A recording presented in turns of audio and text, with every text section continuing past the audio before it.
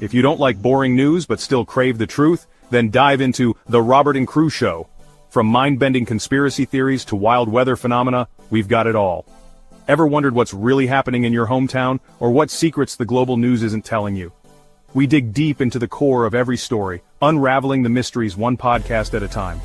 Join Robert and the crew as we navigate this vibrant, ever-changing cyberpunk landscape, bringing you interviews with the most intriguing minds out there. Whether you're a skeptic or a believer, a news junkie or a weather enthusiast, there's something here for you. So strap in, listeners, because we're about to take you on a ride through the neon-lit alleys of truth and intrigue. This is the Robert and Crew Show, where the future meets the fantastic.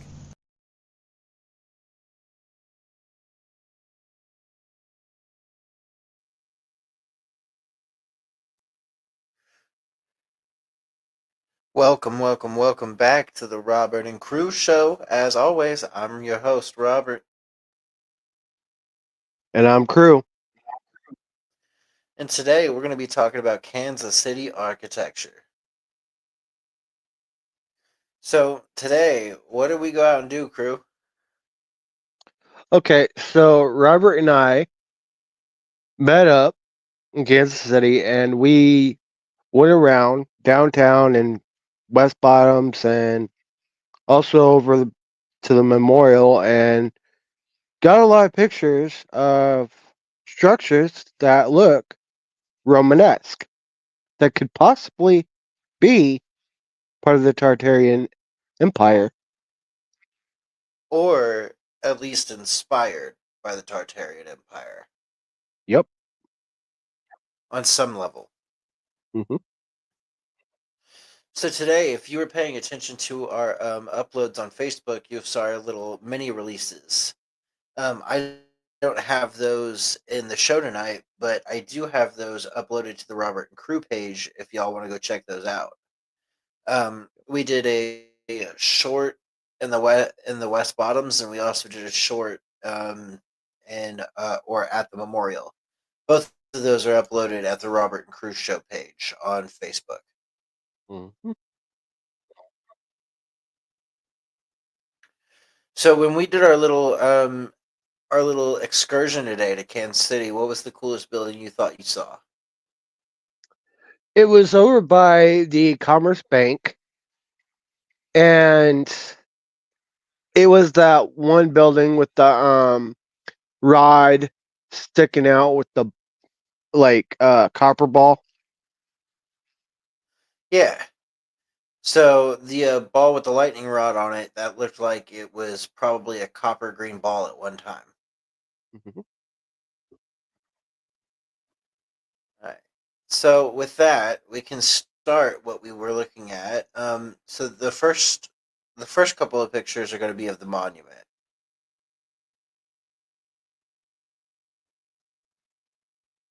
So this photo right here is of the very top of the monument at the World War I Museum at Union State, or basically right across from Union Station in Kansas City.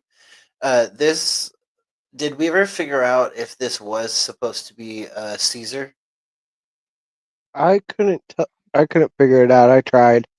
I know that it's on the World War I Museum on Yeah. the tower, and it was so awesome to look at. There's like a bunch of them on all sides.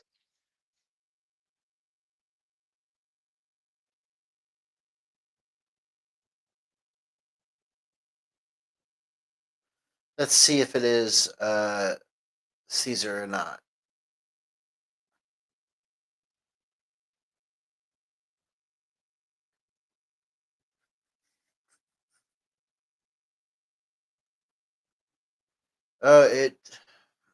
It doesn't say right when you look at it, Hmm. because I just looked it up and it doesn't state who they are. So, if anybody knows who the people are that are carved into the top of the memorial, drop a comment at the bottom below and let us know. By the way, Julie is here. Hey Julie, how are you? Hello, Julie. Um, no, Josh, this isn't a free roast session. Neckbeards unite. Gotcha, brother.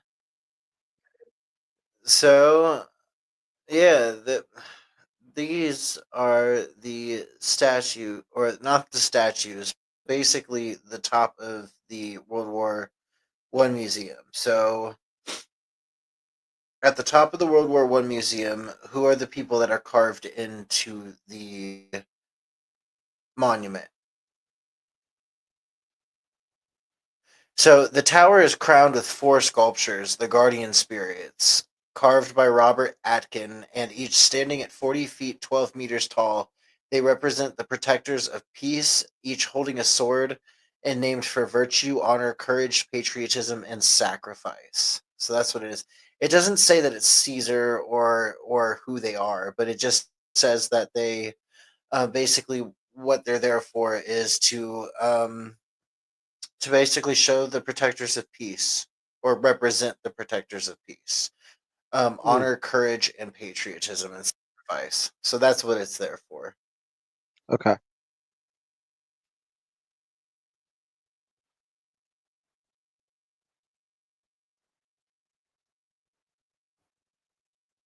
And this is another cool thing at the World War I museum is the Sphinx. There are two sphinxes at the top of the World War I, or at the top of the World War I museum landing point where the monument is at directly at the monument. So basically, there's a little like garden thing you can walk up onto, and they've got a way where you can see the whole city skyline, including Union Station.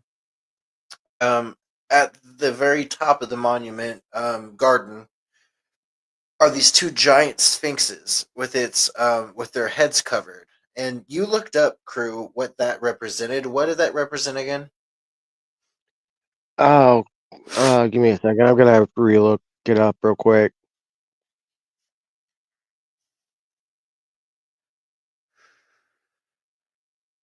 So the sphinxes, the cool thing about the sphinxes being at the World War I museum, in my personal opinion, is that we are showing some kind of respect almost towards ancient Egypt in one way or another. Um, I just thought it was pretty intense for there actually to be Egyptian sphinxes at a World War I monument and what they could represent. And I had crew look it up earlier because it didn't make very much sense to me, and it kind of blew me away that the the monument isn't really an obelisk. It's not an obelisk, so it doesn't make very much sense to have like the Sphinx is there, but if you look at the top of the monument, it looks like almost like a carving of like a Roman figure, like possibly even Julius Caesar. And then the other figure is of a pharaoh looking guy. So possibly, I don't know whether it's supposed to be like Ramses or who it's supposed to be, but it's a pharaoh looking like figure. And then on the other side, you have two other figures carved into it. One for peace, and then the other for justice, presumably. So, did you figure out what the Symbolize, sphinxes are for? yeah, symbolize the whole. How did it word? Give me a second.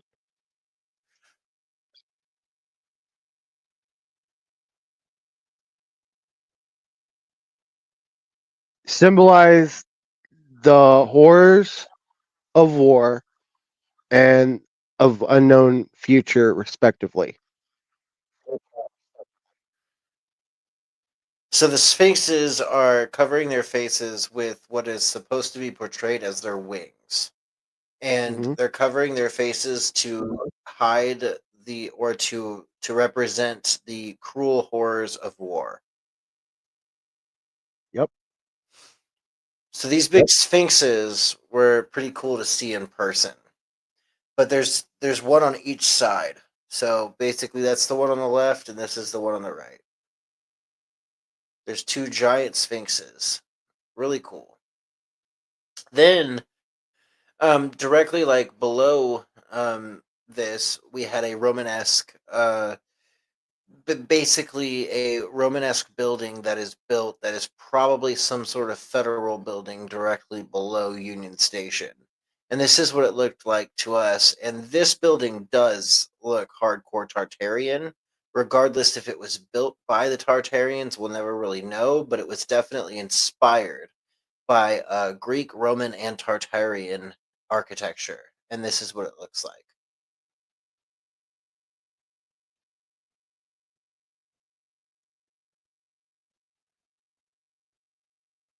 Julie says she's doing pretty good.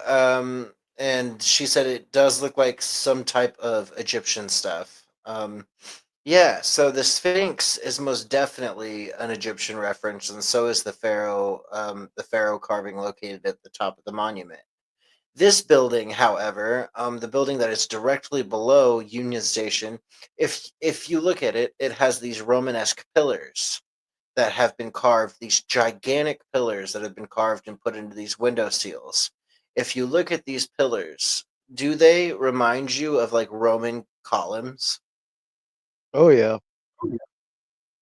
So when you look at Tartarian architecture, they often use these columns in a lot of their buildings. Um, Right. why a lot of people believe that the Roman Empire or the Roman architecture that either Romans made it a lot further and made it to a lot more places on Earth than we previously knew, or hear me out, guys. There was this empire, this Tartarian empire before the Romans that literally built all of this. And basically, the Romans, the Greeks, us, and future generations found these buildings and presumably called them ours without ever without ever actually building them. So I don't know about this building in particular, but this building in particular shows a lot of Tartarian aspects.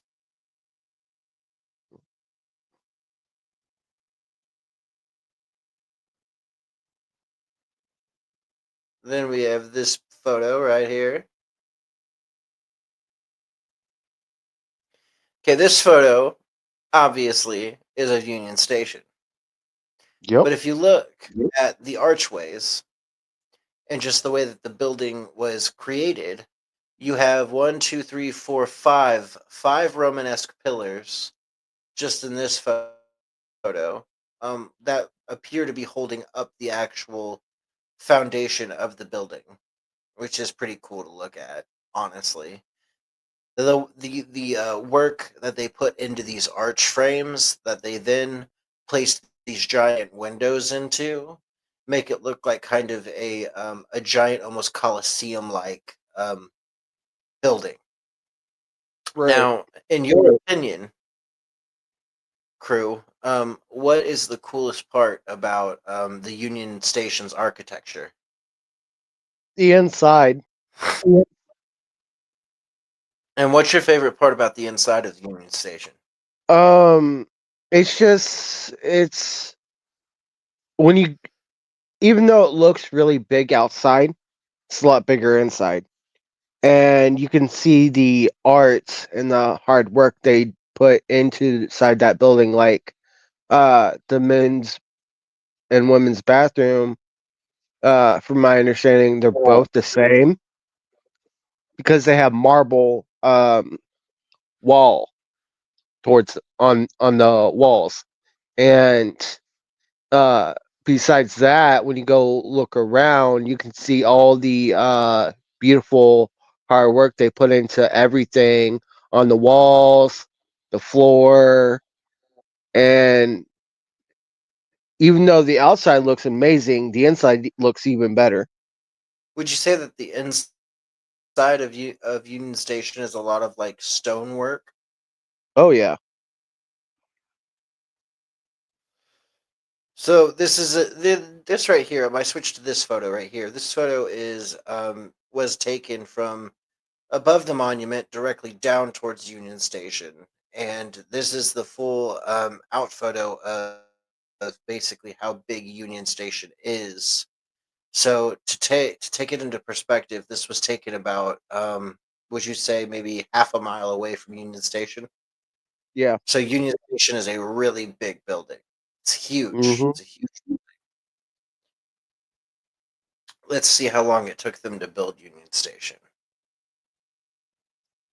In Kansas City, Missouri, how long did it take to build Union Station and who built it? So the construction of Kansas City's Union Station took 4 years, from 1911 and 1914, and was built by Kansas City Terminal Railway, a company formed by the 12 railroads serving the city.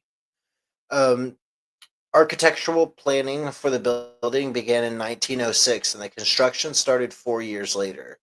Excavation began in 1911, and the station opened to the public October 30th of 1914. The architect was Jarvis Hunt from Chicago that designed the station. The purpose of Union Station was designed to replace the old Union Depot in the West Bottoms, which was prone to flooding. The scale of the construction involved blasting through rock formations and excavating 670,000 cubic feet of dirt and brick. The cost, the finished project of Union Station costed nearly $6 million, part of a $50 million investment by the Kansas City Terminal Railroad. Its significance: when completed, Union Station was the third largest train station in the country after Grand Central Station in Pennsylvania Station.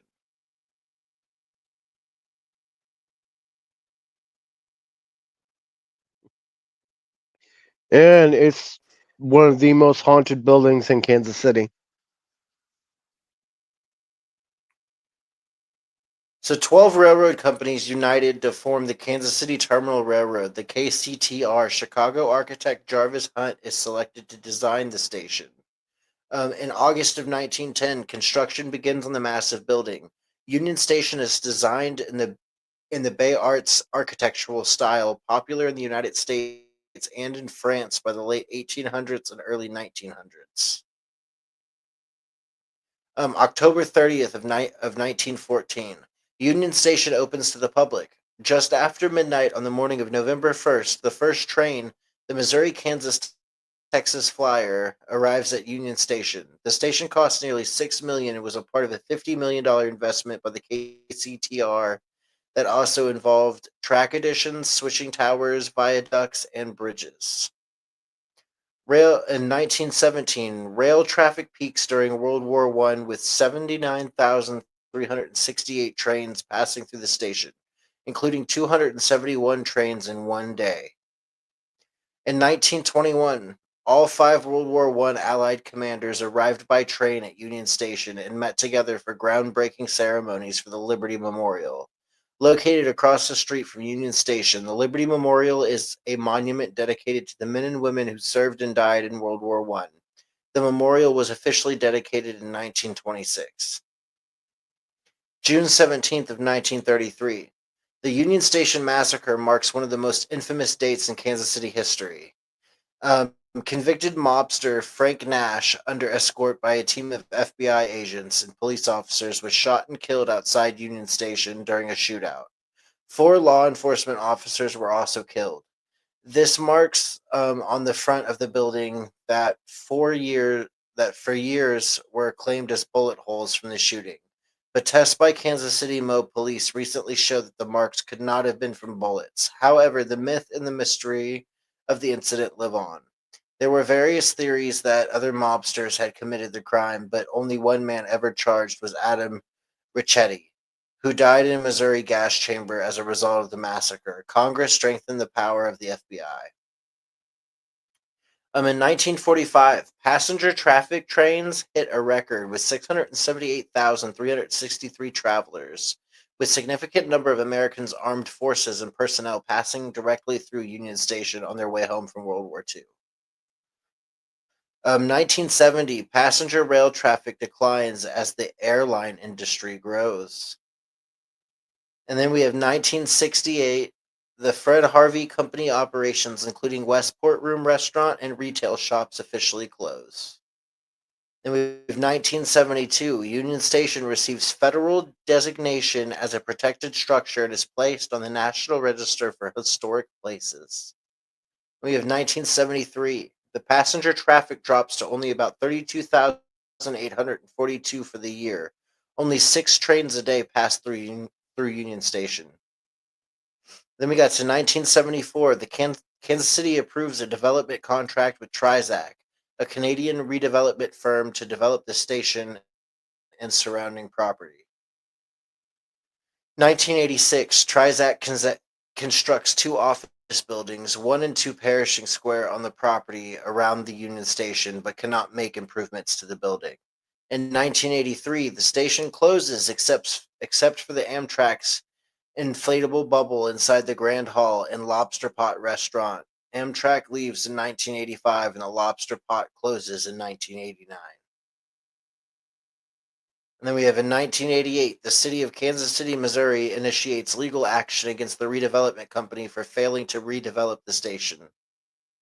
In 1994, the city and Trizac agree to settle their 6-year lawsuit. A new not-for-profit corporation, Union Station Assistance Corporation, the USAC, is established at the station.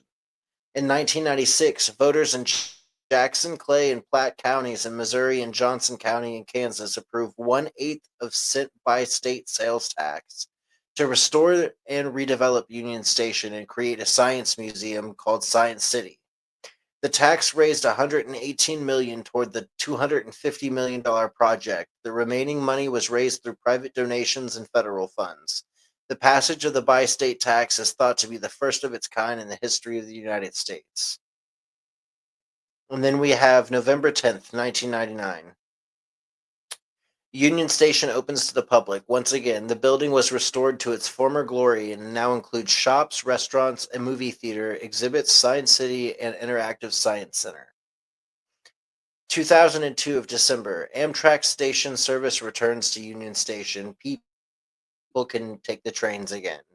Daily arrivals and departure from Union Station. The Southwest Chief operates between Chicago and Los Angeles, with Kansas City Union Station as a main stop. The Missouri River Runner travels from Kansas City to St. Louis and includes additional stops in Independence, Lee Summit, Warrensburg, Sedalia, Jefferson City, Herman, Washington, and Kirkwood. And then in 2005, in September, the KC Rail Experience, a permanent exhibit celebrating both the history of the railroads and Union Station, opens at Union Station. And then we have in 2006, Kansas City Southern Railroad moves a former train bridge to connect Union Station with Freight House District that soon evolves into the Crossroads KC Arts District, also connecting to the burgeoning downtown development. And then we have 2008. A beautiful 20,000 square foot exhibit gallery is built on the lower level to host a world-class traveling exhibits such as The Bodies Revealed, Dinosaurs Unearthed, Diana, and Titanic. Revenues from these traveling exhibits add additional sources to funding that can help stabilize Union Station. In 2010, Union Station's board and staff recognized the leasing office space inside the station as another important way to stabilize the station's sustainability. Within months, several key civic organizations embraced Union Station as their new home, including the Kansas City Chamber of Commerce, the Kansas City Area Development Council, and the Kansas City Area Life Sciences, Kansas City Election Board, and the University of Medical Kansas City Professional Development. And then we have in 2011, Science City begins upgrading a plan when Burns and McDonald invest $1.25 million in new exhibits and sponsors for the Battle of the Brains contest to get area schools involved in designing another new exhibit. Burns and McDonald and Science City launched an inaugural Battle of the Brains contest. This first year, 560 entries came from 128 schools in the 35 area school districts. Over 2,500 students focused on big STEM topics competed to have their ideas come to life as the next new interactive exhibit at KC Science Center, Science City at Union Station. The Battle of the Brains has grown and flourished in subsequent years and now supports the ongoing reimagination of our world-class center. And then we have in 2012, the Science City welcomes the new Science on a Sphere exhibit, featuring a giant hanging sphere that projects images across the sphere and shares programs in earth science, planetary science, nature and weather patterns, and other science topics. Crew don't like that because they're trying to tell everybody that the earth is round. In June 2012, Union Station offered a lasting tribute to Mr. Michael R. Haverty, past chairman of the Union Station Board and chairman of the Kansas City Southern Railway, by renaming a pedestrian bridge that links Union Station with the Freight House and Crossroads District. The bridge is now known as the Michael R. Haverty Freight House Bridge. 2013, Science City opens the Science Energy, which was winning entry from the Battle of the Brains competition and was designed by students from Olathe North High School. March 2013, the fully renovated Reginier Extreme Screen Theater reopens and begins offering nature films and first-run movies in 3D for the first time. The theater was wired with a 1 gig connectivity, offering the opportunity for live streams for big events and large screen for special events. And that is where it tops out at. That is all the information we have. It goes up to 2013. Obviously, guys, we are in 2025, but that is the all the information we have on Union Station and the surrounding area in Science City and the World War I Museum till now. So that was a little bit of backstory on this beautiful and wonderful building. Here's another photo of the World War I Museum from basically on entryway. This photo is actually one of my favorites. I think I did a really good job at capturing the skyline and the monument. And as you can see, the monument stands extremely tall. It's probably one of the biggest monuments I've seen. Right. It's kind of retro. It's kind of retro aspected to like kind of an obelisk, but not really because the top is not pointed. Mm-hmm. So, crew, you took this picture. Yeah. What did you find in particularly interesting about this photo? It's okay. So it's if you look at the very top, it's open, and it's not boxy, right? Right. So it's looks very old. Now, Tartarian structures tend to be big and wide and homey, right? Yeah. Well, that kind of does. And the only reason I can't call it Tartarian architecture, in my personal opinion, is because of how boxy it is. But you are right with the aspect of they really liked open spaces and open areas, and they really incorporated a lot of openness to their architecture.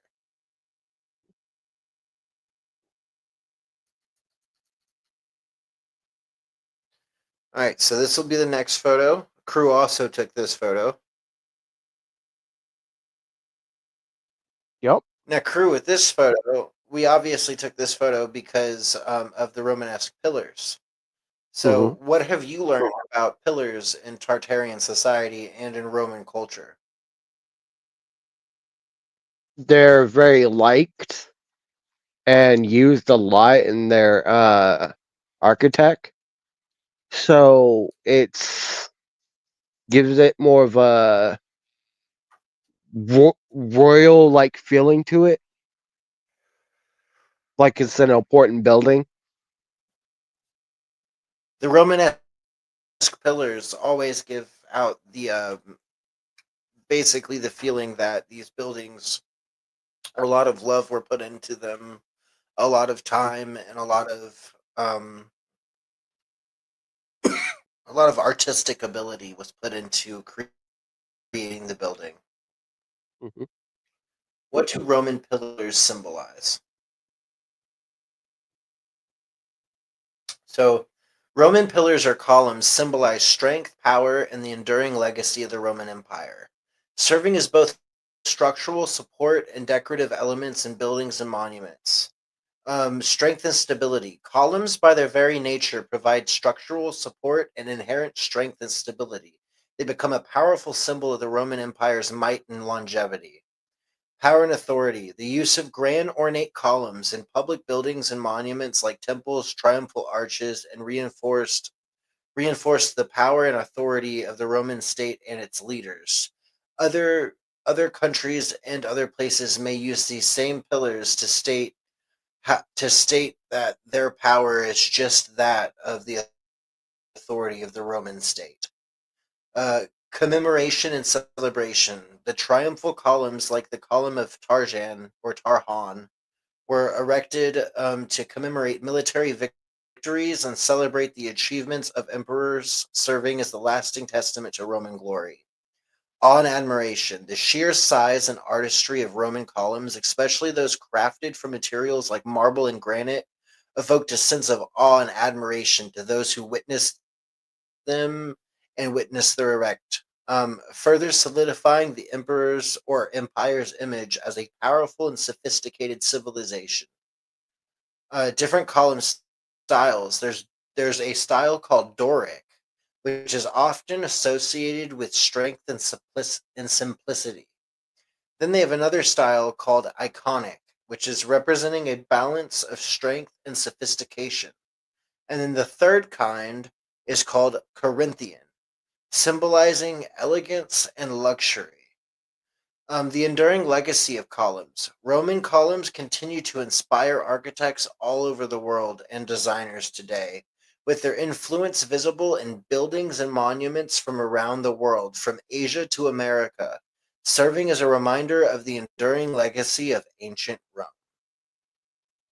So in your opinion, crew, why do you Mhm. think we, as a society, as why do we incorporate Roman architecture into just about every city? Is this Tartarian architecture that we have taken over, or have we truthfully just taken the Roman concept of pillars and Roman architecture and made it ours? Or is there a more secret reason behind this architecture truly being everywhere in every part of the world? I believe it's the secret why it's everywhere, and it's possibly because of the whole Tartarian Empire. So the Great Tartar Empire had something to do with it. So basically, these Tartarians went from country to country before the Wild West times. There was a group of people that were more technologically advanced than any other group of people in the world at that time. And they had cars, they had bikes, they had the internet, they had free energy, they had all of this stuff, and they built this wonderful architecture. The That was the Great Tartar or the Great Tartarian Empire. And if you go and you look up the Great Tartarian Empire, you will see that it's considered a myth, that it's not fact. We were told that the Tartarian Empire was destroyed by God, supposedly, by a mud flood. And if it wasn't by God, then it was a freak act of nature. But the mud flood destroyed the Great Tartar Empire, or the Great Tartarian Empire, or whatever you want to call it. Some people call it the Great Tartar, and then other people call it the Tartarian. If you Because look of reset. Well, yes, but also if you look on maps, on different maps that go all the way back to like the 1500s, all the way up to the 1700s, Hmm. around in Asia and Europe, was a place that was called the Great Empire of Tartar, or the Tartarian Empire. And there was a Great Tartary basically everywhere. So there was the Great Tartary of America, then there was the Great Asian Tartary, and then there was the German Tartary of Tartaria, and then there was the Tartarians. So basically, the Tartar people were a real people, but was this majestic mythical place Tartaria a real place? We'll never know. And as for you guys that are just joining in or hopping into the stream right now, we're going over tonight the architecture in Kansas City and how some of it is relatable to the Tartarian Empire, and then how other architecture is just beautiful within the city. This will be our next photo. So, crew, I believe you also took this beautiful photo. What do Oh we yeah. have here in this? I don't exactly remember what building that was, but I saw it and I'm like, oh, that's beautiful. So we have striped columns in this photo, which are a little Hmm. bit different than the Roman columns that we've been seeing everywhere. And the Hmm. the most like for instance, this photo. These Right. are Roman columns. These are 120% Roman columns. These are inspired by Roman columns, possibly even inspired by Egyptian columns. Right. So we're not saying that this building is Tartarian or even was created during the Tartar Empire, but we are saying, however, that this building was definitely inspired by Grand Tartar architecture. Oh yeah. 120%. This was somebody trying to copy that architecture regardless of when it was built. If somebody can tell me what this building is in the comments and leave that for me, that would be really cool. If somebody's got an AI tool or something that they could just plug the front of this building into and it tells you, go for it. I'd really like to know what this place is for. But these columns are absolutely beautiful. And do you think that was that chiseled out? Do you think, or do you think that that was done by some kind of sophisticated laser tool? That probably The was striping. chiseled. Uh, That okay, probably so was you think that chiseled. was chiseled? Yeah. Okay, so when you look at this building, though, I will say it is oddly out of place. Yeah. So you have on the right a parking garage looking like thing, and then on the left side of the building, which I believe it to be still the same part of it's still the same building, but I think it was added onto at some point in time, and it's the weird boxy likeness to the Romanesque structure itself. So when Yeah. you look at it where the red windows are, that looks a lot more modernized. Does it Hmm. not? Oh yeah. So why the hell did that get so modernized, but then you have this Romanesque structure connected to it? Right. It's a little weird, right? Like it's almost Yeah. like the Romanesque structure was already there. Hmm. But obviously, guys, that's harmful and that's a conspiracy theory. Yeah. But if I was to say that this was Tartar architecture, I would say that maybe the front of this building wasn't covered up, but parts were added onto it in a later date. Yeah. Which the part that was added on to it is obviously the boxy, ugly part that is right there with the red windows. When you have Hmm. that beautiful Romanesque pillar, Egyptian esque pillar shit right there, that's extremely beautiful. But then you added on that boxy shit directly to the side of it, so that's kind of annoying. But I do like the architecture. The architecture is absolutely beautiful. I just hate the Oh yeah. boxy. The boxy part is what throws me off. Right. So then we have this photo. You also took this one. This is another photo of that same building, or it might be actually a different building. But it's another building with these Romanesque pillars. This one, this one I do believe was I can't read the top of it, but the top of it tells you what it is. But It's this is that your financial place. yeah, it's a bank building. It's some kind of financial bank building. It was probably like we didn't take this photo. Wink, wink. We didn't take it, so I don't know. I don't know what kind of like the exact start of the front end, and we did take the photo, but basically the photo doesn't do it justice. These columns were absolutely huge, and if you saw it from where we saw it at, this building doesn't look like any of the other buildings around the entire area. It Right. does not. It looks misplaced, right? Hmm. So it looks like a piece of ancient Rome right in the middle of Kansas City. Yep.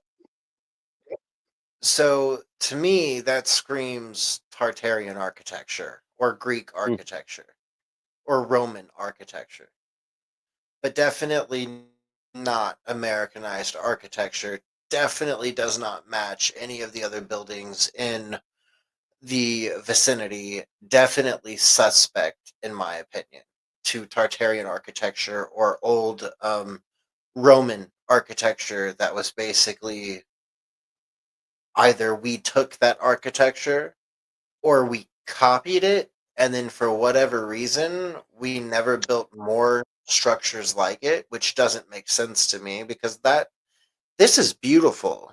This Oh yeah. architecture is absolutely beautiful. So why wouldn't we want more buildings like this? Right. Why wouldn't we want to celebrate Roman history a little bit more? If all buildings looked like this, we would have a beautiful fucking society.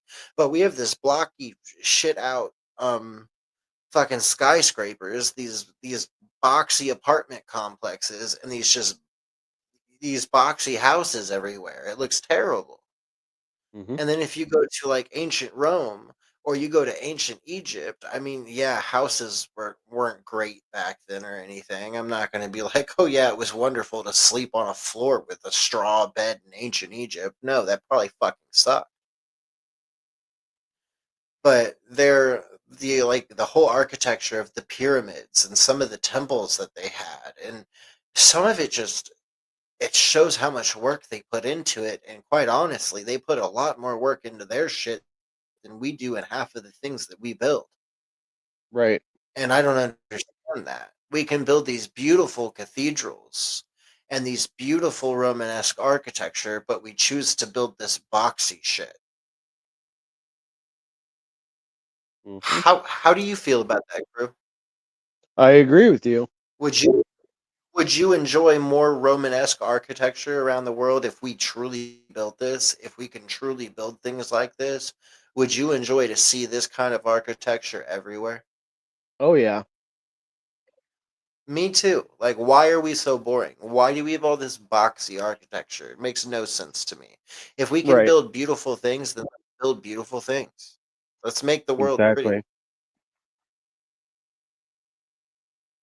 All right. So, crew, you also took this photo. What part of this photo spoke to you the most when you took the picture? Was it the stonework? Was it the way the building was kind of like wrapped? Or was it the European style of the building itself? The European and the artwork. Like So, if what you is look that at all artwork? the it's okay, so in the middle is a Native American, obviously. And then the And it looks other, is that a torch? yeah, it looks like a torch, and then the other one I could not tell what it was.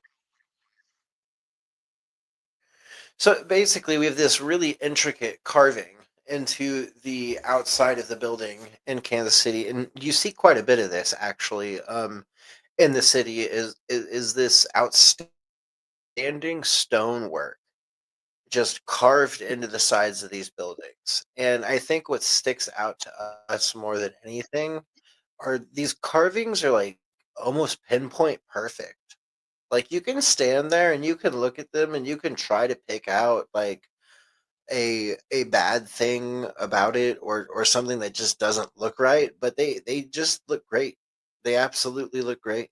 So and to me it's like how can you make something look this good and then it's not talked about on a national level? It's just tucked away inside of a tiny city somewhere, and it's like a gold mine to find if you actually see it. Regardless if it's Tartarian architecture, it's beautiful architecture. I wouldn't Right. say that this is Tartarian. I definitely wouldn't call this Tartarian architecture, but I would say that somebody put a lot of time into carving this out into the side of a building, and it's absolutely gorgeous. Right. So here's on the side of the building. So we had on the first photo was the front, and it was the wraparound windows. It was like basically a castle pillar kind of. This is the side of the building. So this Mhm. carving that was literally in the middle of the building wrapped all the way around the building. Like somebody took a lot of precise time actually chiseling all of that out and making it look as good as it did. And this is Mhm. like brickwork too. Like it's brickwork along with some kind of other masonry of some sort where that they were then able to chisel out these big bricks and actually have art facing on the front of it and not having the bricked out look. So a part of it screams maybe like laser work, but another part of it could also be like somebody was just that good at masonry and brickwork. And that's gorgeous. Mhm. I like the cherubs in the photo. Exactly.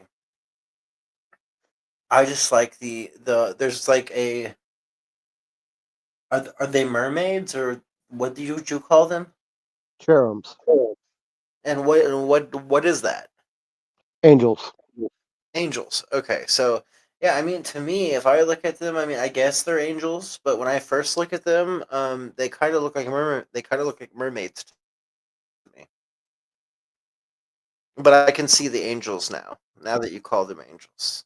Well, because like if you look at the back of them, you Yeah. could see like the wing. You could see the wings on both sides of them behind them. Yes. Yes, I do believe there are wings. Yes, I see them.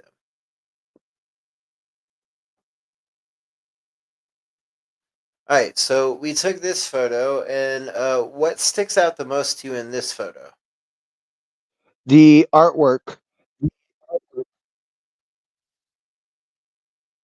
And at by the very artwork, top. you're talking right. By the artwork, you're talking about the chiseled inlay at the top surrounding the arch, and then the pillars themselves, which aren't naturally like Romanistic pillars, but I would say they're more of like an Egyptian pillar or like a Middle Yeah. Eastern pillar. Yeah. Along with the the inlay, the beautiful stone carved inlay at the very top. I don't know what kind of Hmm. stone this is, but that carving and that work that went into that inlay at the very top there is absolutely gorgeous that they could do that. Oh yeah. I believe somewhere here we have an up close shot of this. I don't know where it's at, but once we run into it, I will let all of you know because I was able to get a pretty good close up of it.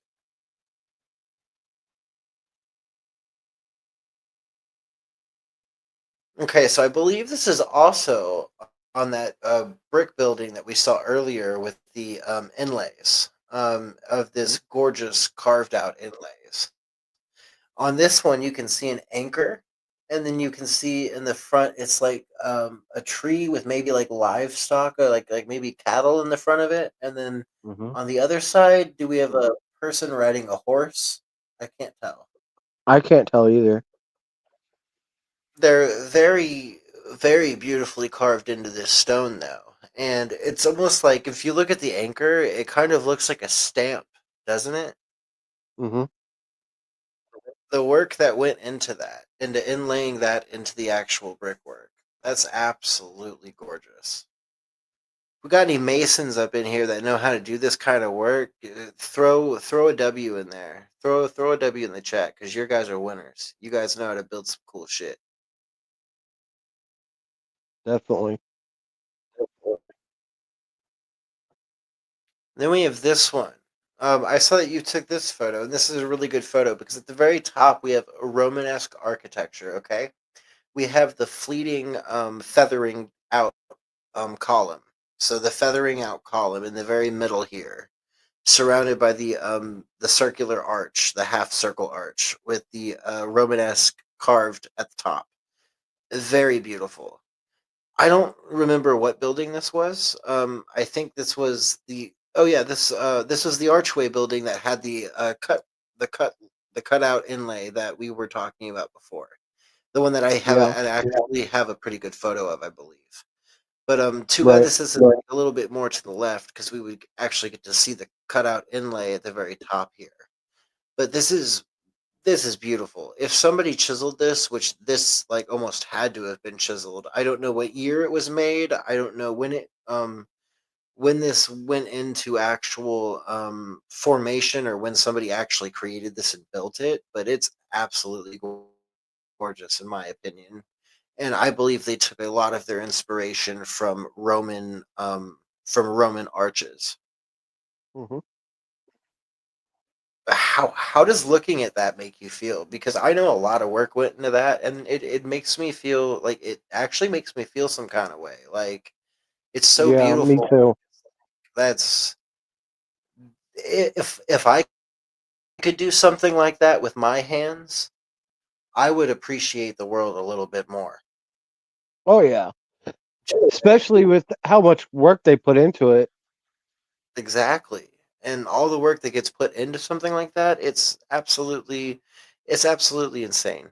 It's Hmm. so gorgeous. It's so gorgeous. Like you have to have a lot of love for what you do to put that much detail and that much effort and that much work into carving something so beautiful. And Right. guys, like if you're just listening to the podcast tonight, I highly encourage actually watching a little bit of it because we have all of these photos, and if you're listening, you really need to turn it on because you'll get to see and experience what we're talking about. Oh yeah.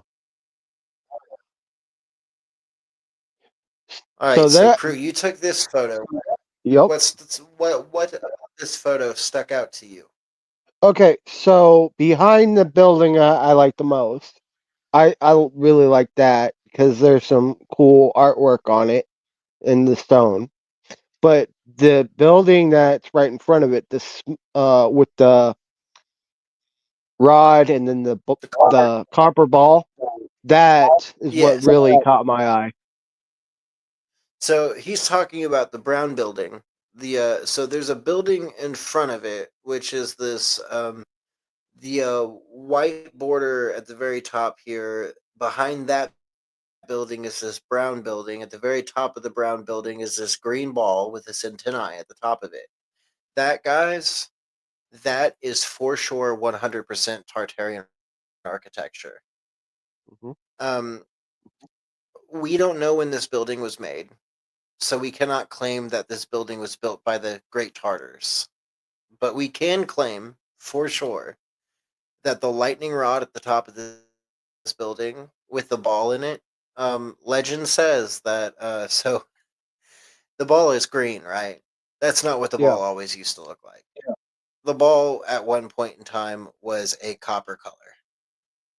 And because of rain and weathering, that ball turned green. That nasty green color. You know, if you ever take out a penny and you leave it like by your sink in your bathroom for like a year and a half, and then it like gets stuck to the counter, and you manage to pry it up, and it's got this nasty green shit all over the back of it.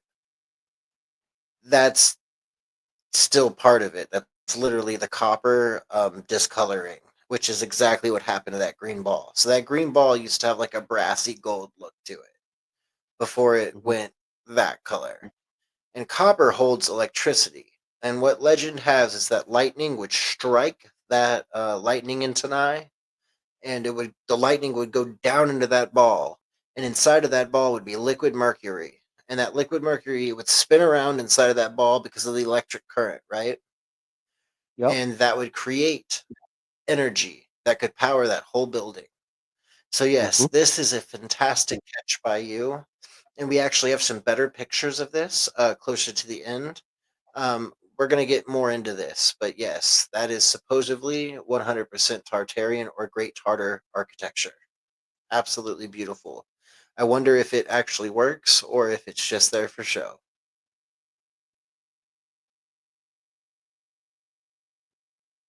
So this is another close up of the inlay of that one building. Also, like, there's not much more I can say about this except it's absolutely beautiful.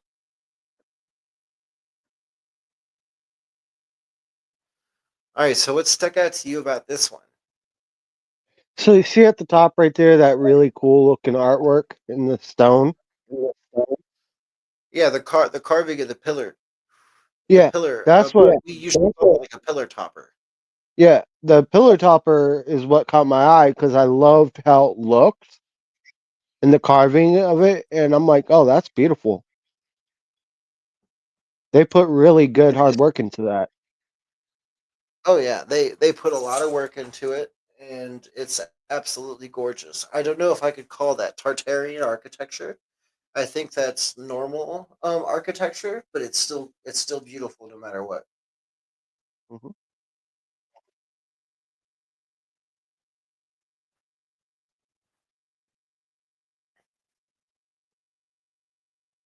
So in this one, we have these columns, or they're basically also pillars of some sort, which they're the square pillars that are in the middle of each archway. Um, so you have two archways, and in the middle of each archway you have a pillar, and then you have these what I like to call these fat boy pillars on the sides that are supporting the both arches on either side, and then the slimmer one directly in the middle, the slimmer pillar directly in the middle. Yep. Um, in this photo, we thought this photo looked very cool because of the pillar structure, but also because of the carving out of the inlay, like we had before in the very top of the archway, and then also this circular carving out at the very top of the architectural structure. So this circle carving right before you get to the very top, um, absolutely gorgeous. And then once you get to the top of it, you have a cutout pillar inlay at the very top that stripes all the way across the building. And then at the very top, you have the cutout. The cutout. I don't know what you call those. They're not pillars, but they're the half arch is that go all the way Yeah. across the roofing of the building. They're Right. absolutely beautiful. Oh yeah. It's a very good photo.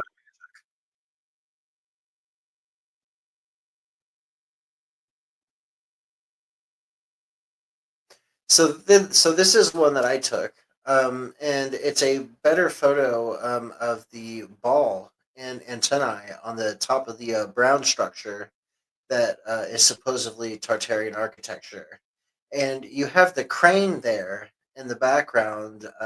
Basically, shows you for perspective how tall that building is. Hmm.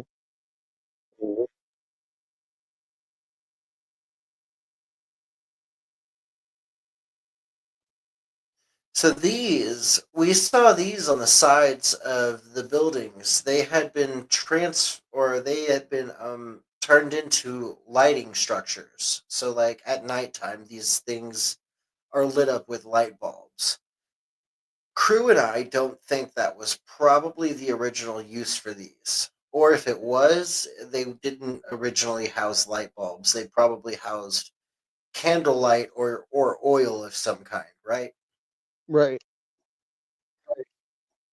It's very weird to see these two in the middle of Kansas City, especially when they're only on one building. Hmm.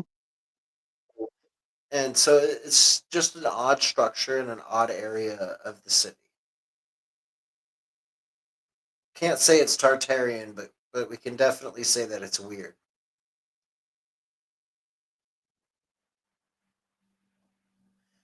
So we have this photo, which is an up close photo of the brown building that we were looking at before, with the center cut inlay at the very top here at the pillar, and then we have the archway etchings at the top, which I don't know. We'll call those quarter arches that are supporting the guttural or the gutter system to the roof. Yeah. It's a pretty cool cutout inlay. I don't remember Hmm. who took that picture, but it's pretty cool I did. stonemasonry at the very top. Yeah, I took Absolutely that picture. gorgeous. Oh yeah. I took All this right, so picture. so with this photo, explain to us what you see in this photo because I definitely see Tartarian architecture and Tartarian aspects along with Romanesque aspects to the structure itself. Definitely. And then what really caught me off guard was the two owls. And I'm like, They look like that's got to be Bohemian Grove aspect to it. well, the owl was significantly worshipped a lot in olden days, not only because of Moloch, but because the owl represented a lot of things. What Right. does the owl represent in architecture? In architecture, owls often represent wisdom, knowledge, and learning, stemming from their association with Athena, the Greek goddess of wisdom, and their nocturnal nature, which has led to this symbolic connection with the mysteries of night and subconscious. Ancient associations. The owl's connection to wisdom is rooted in Greek mythology, where Athena, the goddess of wisdom, reason, and strategical warfare, has often been depicted with an owl by her side or atop of her shoulder, leading to the owl being known as the Owl of Athena. Symbol of learning. The association with Athena and her attributes of wisdom and learning has led to owls being used as symbols of knowledge and scholarship in architectural details, particularly in buildings associated with education, learning, or banking, such as libraries, schools, or banks.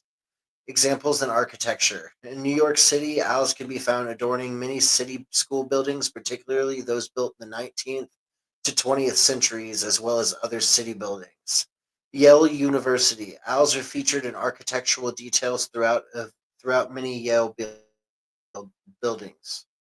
National Academy of Sciences. The owl is featured in the architectural details throughout the NAS building, representing its symbol of wisdom and observation. In the University of Texas Union Building, the Owl of Athena was added to the Union Building to represent the wisdom associated with the Greek goddess Athena. So basically, owls are put up in the architecture to represent wisdom, knowledge, or perseverance. Okay. So yes, but they definitely look like owls, and I thought that was a crazy catch by you Oh yeah. because I didn't even notice it till later on. Right.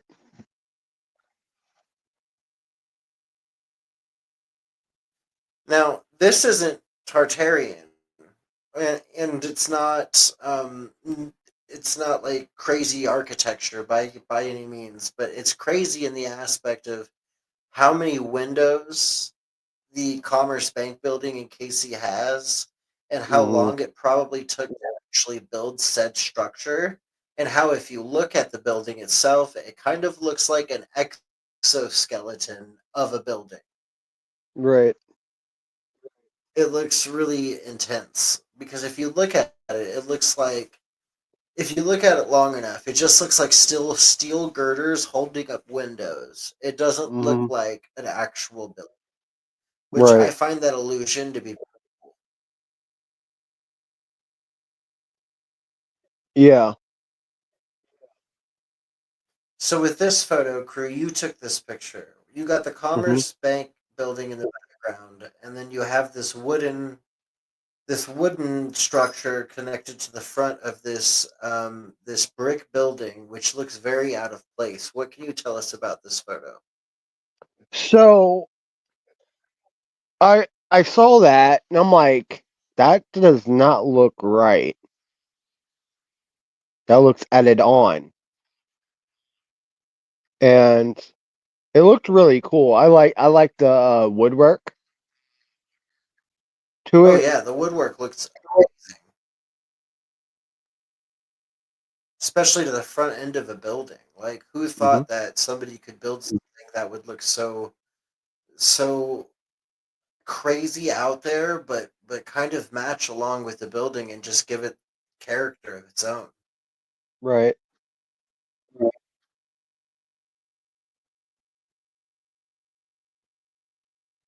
So this photo is a photo of a shot of a brown building that I tried to get into the shot as well as possible. And that brown building is basically, if you're looking at the photo directly to your right, there's a brown building that is one, two, three, four buildings down. That giant brown building sticks out from all the other buildings, and it looks basically like it shouldn't be there. Everything else is boxy, but that building looks like it's been there longer than every other building on this street. Like maybe it was there a lot longer, possibly been here the entire time. Mm-hmm. It just looks a little bit out of place. Right. But this is a wonderful Mm-hmm. photo.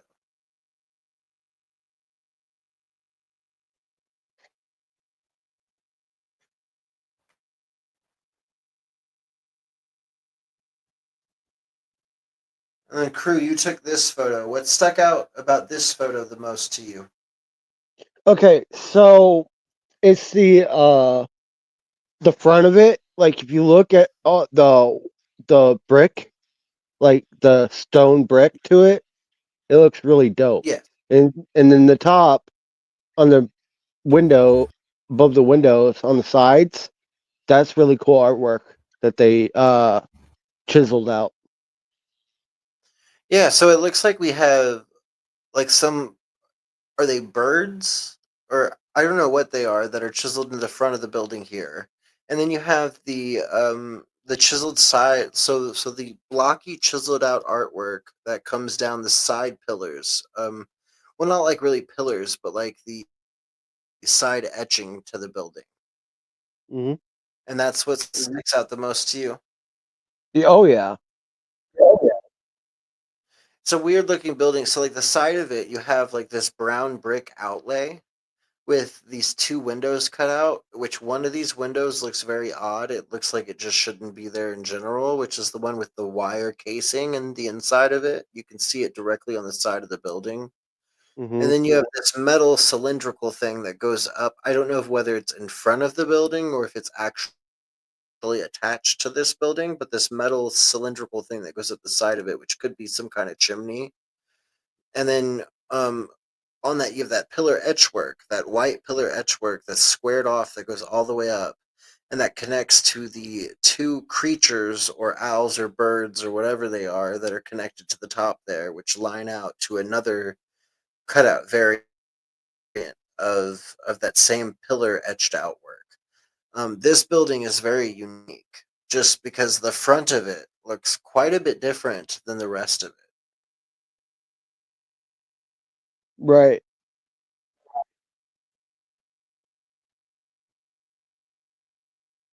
So this is just another up close photo of that etched work on that pillar that we had before. I think it just accidentally got moved, but it's basically the same photo of that rounded arch pillar. Mm-hmm.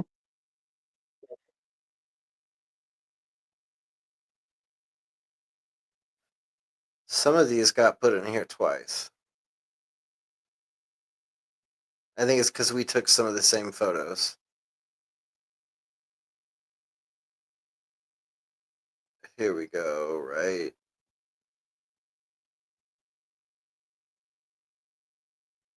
Just a second, guys. I have to grab a photo y'all haven't seen yet. Here we go.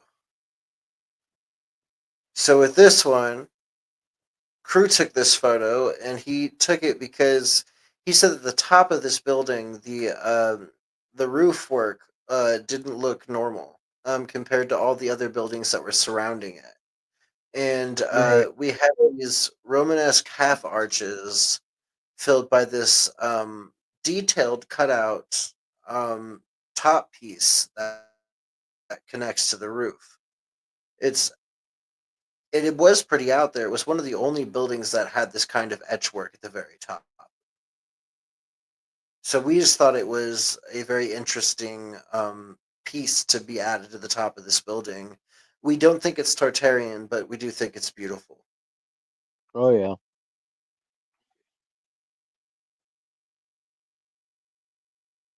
All right, crew. With this part of the building, we had the at the very top.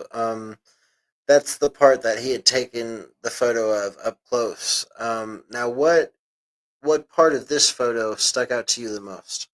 Well, besides the top of that chimney right there. And what was so interesting about the chimney? You barely ever see chimneys out in the city. And it's the only one. It's the only one in that building complex, and it looks like it still has some sort of function. Right.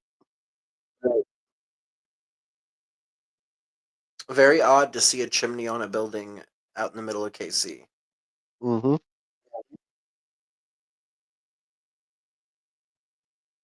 All right, crew, you took this photo. Talk about it. Okay. So this is the cathedral that we went to, and I was trying to get a really good close up of the Virgin Mary, but the one problem was it was really bright over there, and the sun was making it hard for me to get a good clear picture. So I was like, "Oh, that's really cool stone masonry right there," and I really badly wanted to see it. So JD said that there were creatures in one of the photos 2 pictures back. I don't know if he's talking about this one.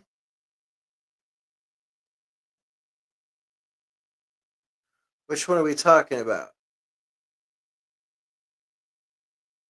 I'm trying to figure out.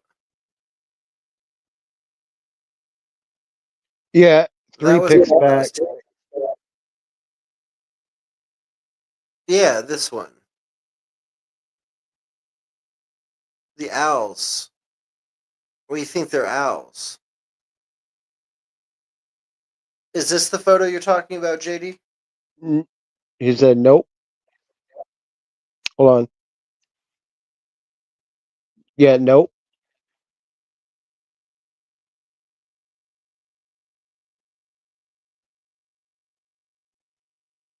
Not the L's or boards. I mean,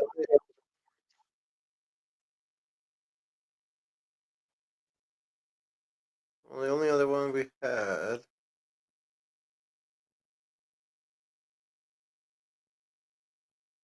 that one. They were like lions high across the top.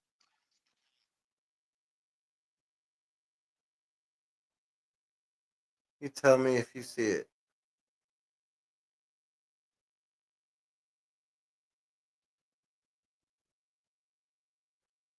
It was after the big owls. After the big owls? Hmm. So, so this After the one? little bird. It was after the little birds.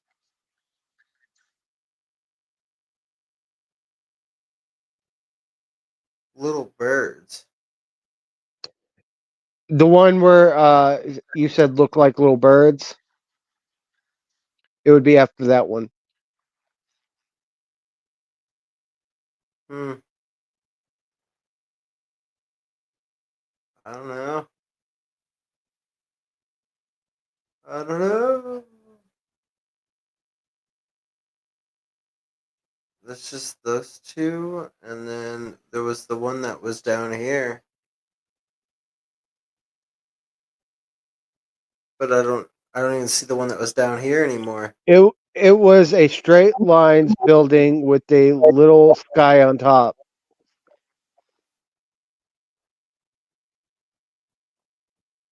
It's not that, is it?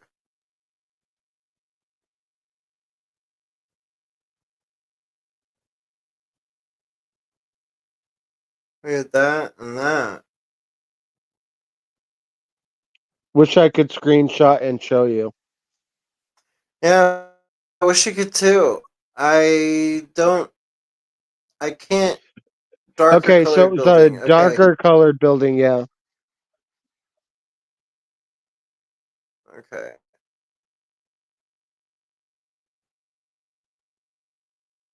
Well, with the dark colored building, sadly I would have to go back through the photos again to find it. I don't know which one it is, man. I know that those are the owls. That's the Sphere building. That's the Commerce Bank building. You can can continue if Yeah, it shows. Oh, that one. You said that one. Question mark. Go back. Go back. Go back. this one. Nope. Go back.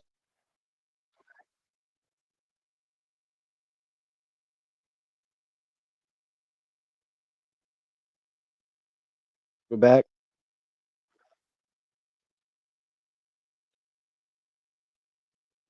Go back. That one. This one. Yeah. Oh yeah. So if you look at the top here, I see what he's talking about. If you look at the very top here, there are carved out lions at the very top. Are there lions or gargoyles or something above these half pillared owls? Because I think these are little birds. They look like owls. Hmm. And then at the very top, you do have like this lioness thing or gargoyle like thing carved out at the very top. Do you see that? Oh yeah. Three of them. That's very interesting. Yeah, I didn't catch that before, JD. That's a good catch. That's a very good catch on that. I did not see that one before.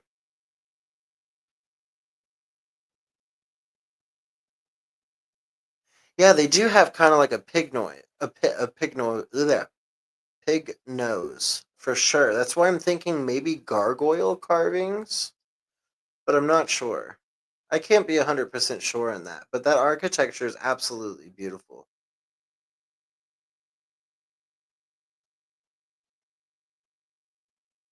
So then we were coming down to trying to figure out.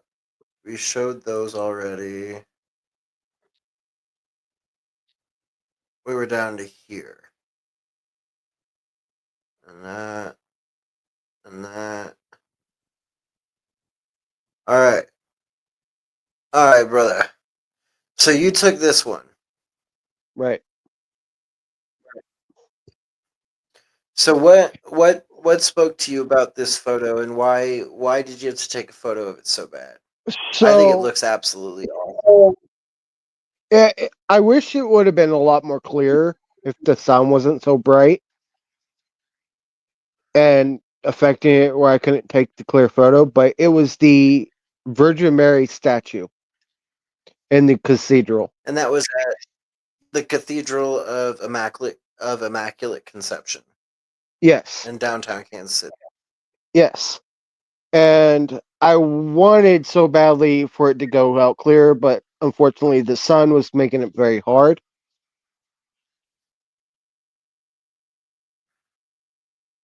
Yeah, the sun And was not our friend today. yeah, and it was and the stonework looked very realistic too. They did a very good job on that cut work for that stone for the inlay and the statues on the surrounding buildings and on the cathedral itself of Immaculate Conception.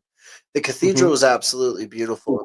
We have some really good photos of the top of the cathedral that we will show you.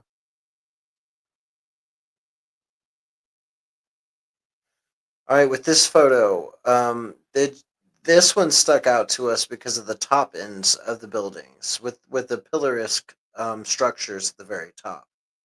Hmm. Um, I know that this is normal architecture, but I find the pillar structures at the top to be very intriguing, and I think that's probably more of a European like architecture in my personal opinion. But I could be wrong. That could be Americanized within itself. Right. Very interesting building and a very beautiful picture you took. Hmm.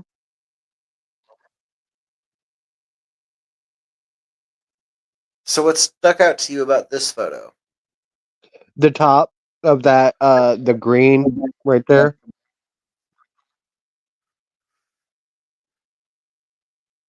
So the green top to the building on the right. Yes. Yeah. Okay. Yeah, it looks kind of weird though, how it's topped like that, but it does actually look very cool. Mm-hmm. Mhm.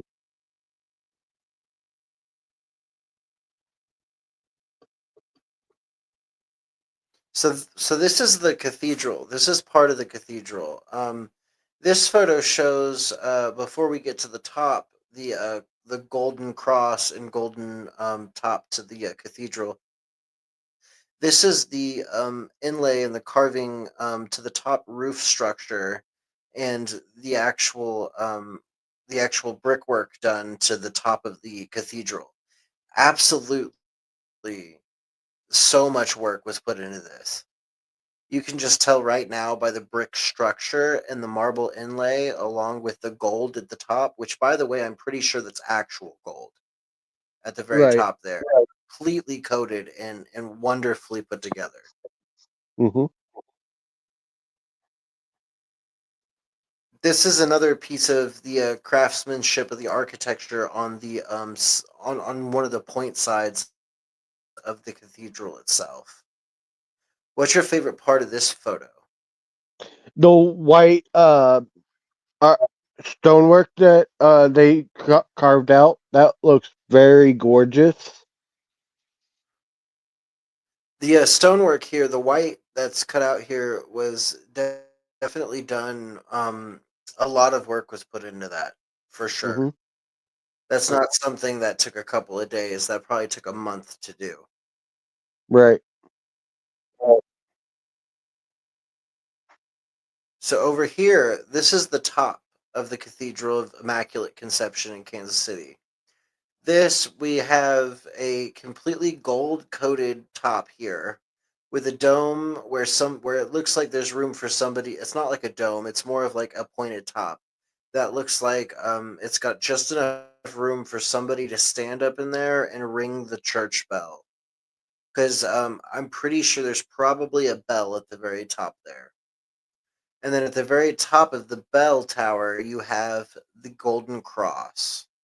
Um, this kind of work, this kind of cathedral work, is some of the most beautiful cathedral work I've ever seen. The golden inlay on the very top there, whether that's solid gold or gold plated, it's absolutely magnificent. The way the sun hits it, it just has this wondrous glow that when you look at it, it's something that you've like it immediately grabs your attention because it's something like nothing you've ever seen before. And a picture does not do it justice. You have to see the Exactly. sunlight Oh hit that yeah. for yourself.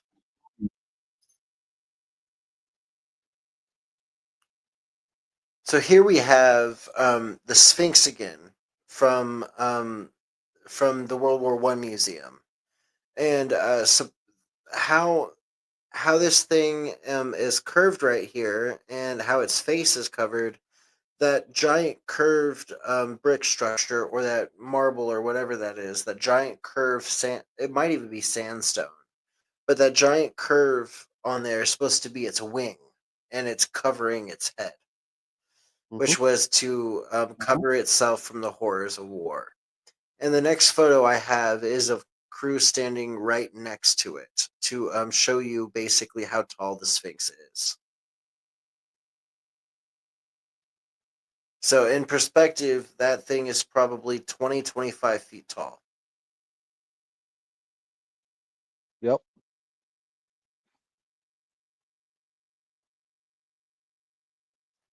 This is a panoramic shot of the Kansas City skyline, and in the very middle there, you have Union Station. So right there, the archway architecture and the building right in the middle there, right in front of the lawn of the World War One museum.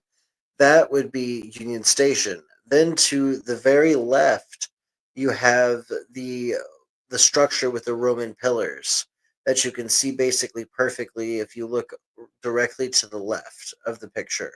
You will see a dark striping structure. That dark striping is actually columns and Romanesque pillars.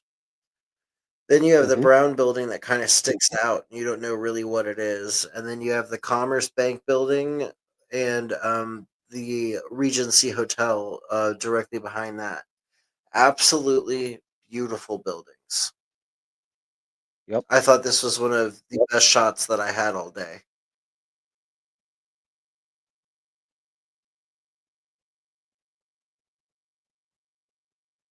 Then this is another shot of the Kansas City skyline and the architecture and everything that went into it. You have the American flag at the bottom, and towards the left, you have Union Station. And behind Union Station, you have all the buildings that make up the skyline of Kansas City, including the AT&T building and a couple other skyscrapers that I don't know what buildings they actually are.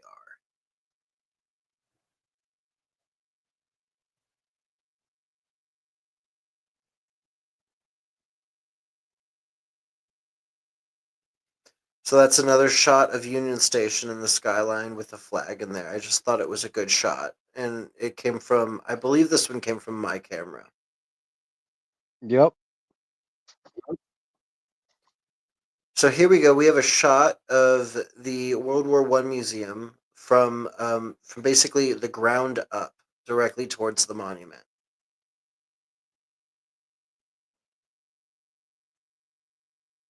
Same thing with this one.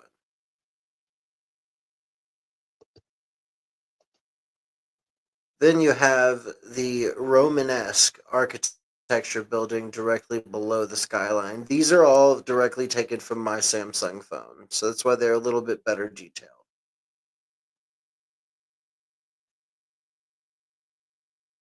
And Union Station again. And then this is the skyline. So the most beautiful thing about Kansas City, in my opinion, in this picture, is the Opera House. If you Oh yeah. look directly to the left, directly to the left, you have the Opera House of Kansas City, which, yes, is modeled directly off of the Sydney Opera House. Absolutely gorgeous. Man, this was one of our favorite photos of the entire day. We actually were able to get this photo off a tripod. So the tripod stabilized very nicely, and we were able to get the whole monument in the photo with the buildings and the skyline in the background. At the Mm-hmm. top of the building, if you look, there are carved, there are intricate carved statues. One being a pharaoh, one looking like Julius Caesar, and on the back end we have probably some kind of Roman or war generals etched into the back.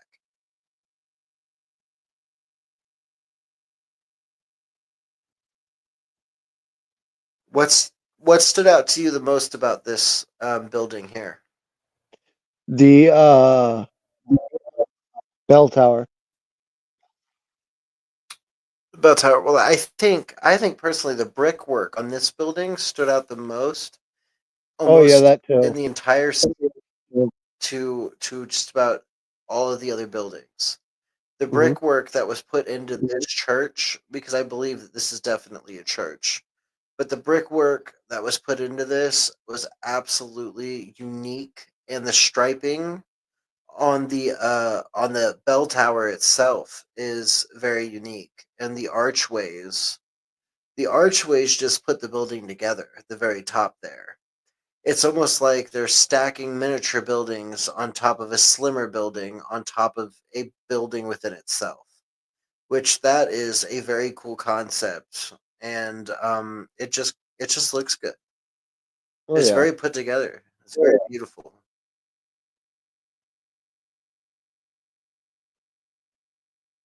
So that's another shot of the memorial. And then we have this right here, which crew wanted to talk about. This one more than anything. Okay. So let's see what the comment says. 3 of them. Oh wait, no. German church maybe. German church maybe. I do agree. Okay.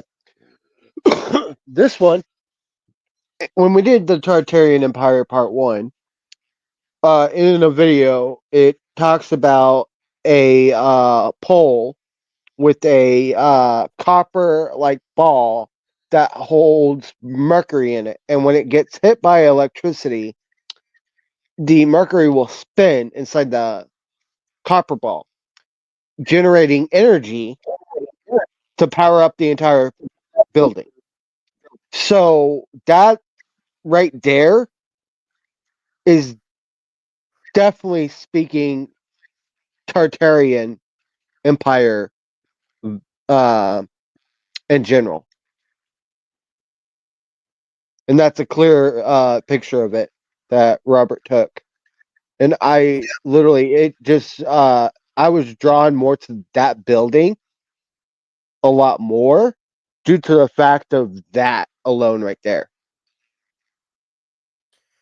The metal or the copper ball, which we know was copper at one point because it has that green grungy look to it.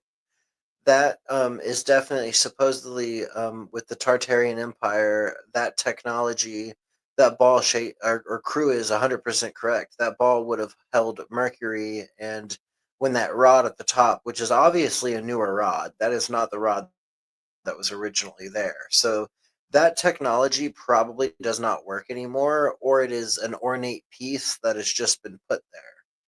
But Right. basically, that piece symbolizes in the Tartarian Empire, at the tops of these things would have these conductors that when they were struck by lightning, the mercury would spin, thus pulling energy from the aether around all of us and creating free energy. If you believe that free energy was actually accessible by the Tartarian Empire. Mhm.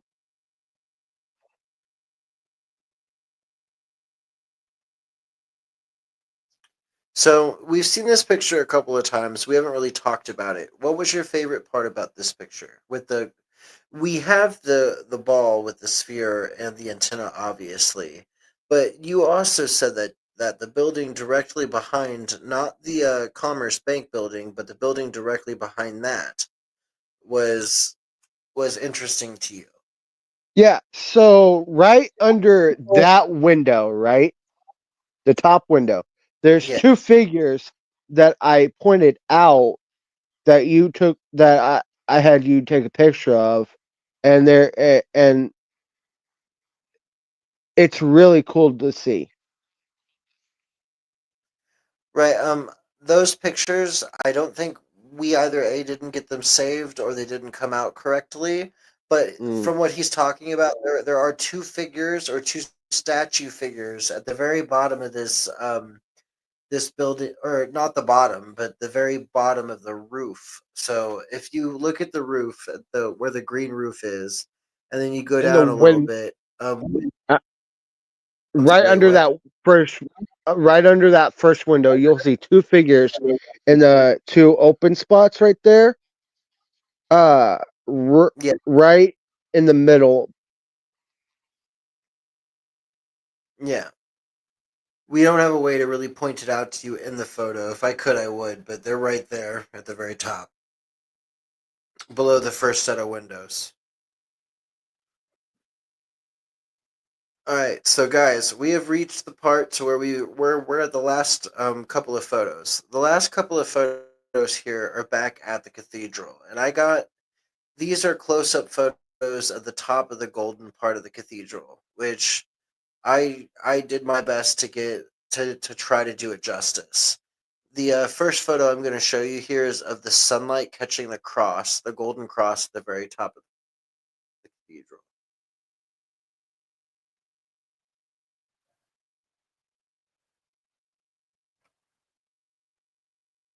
If it'll work,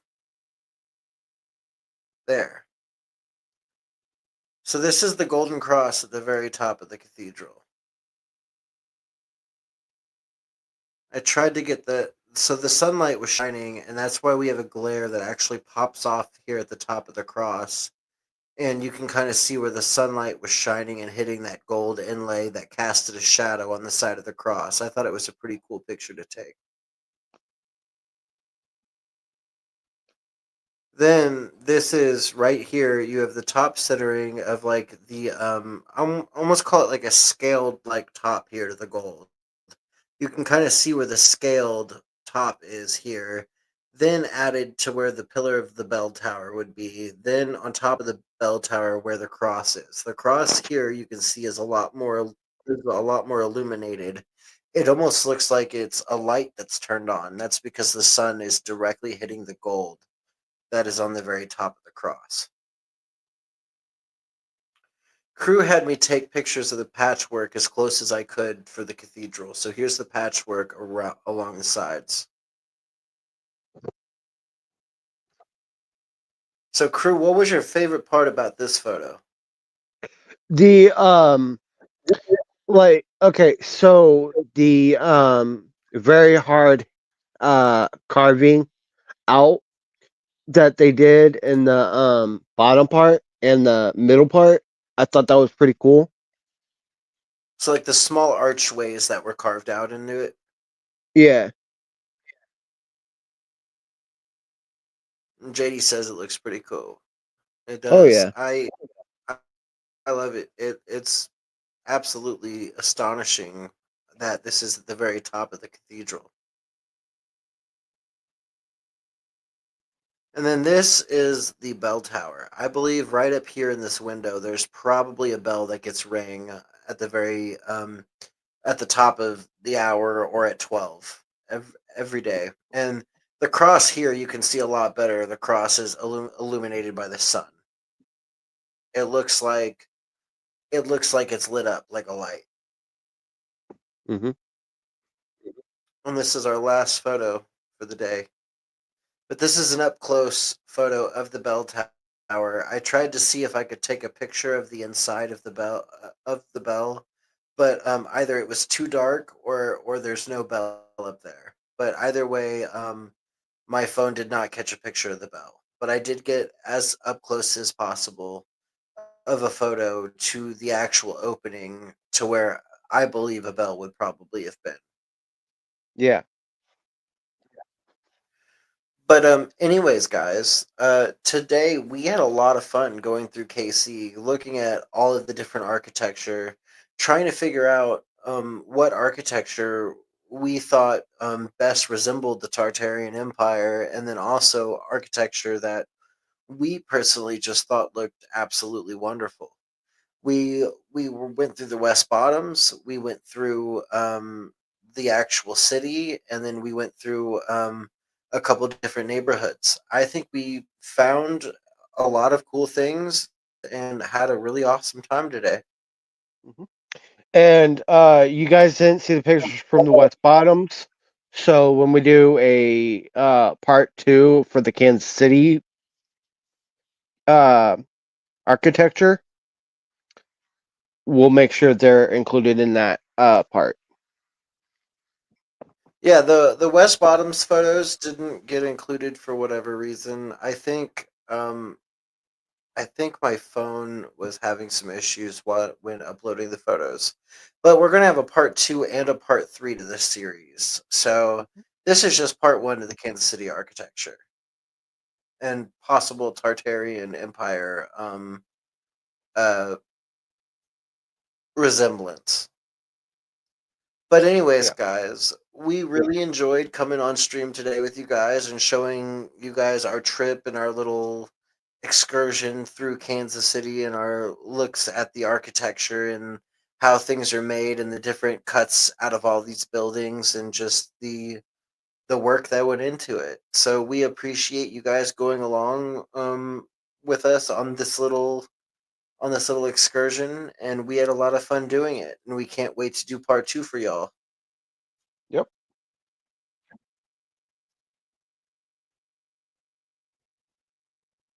Oh, you're welcome, JD.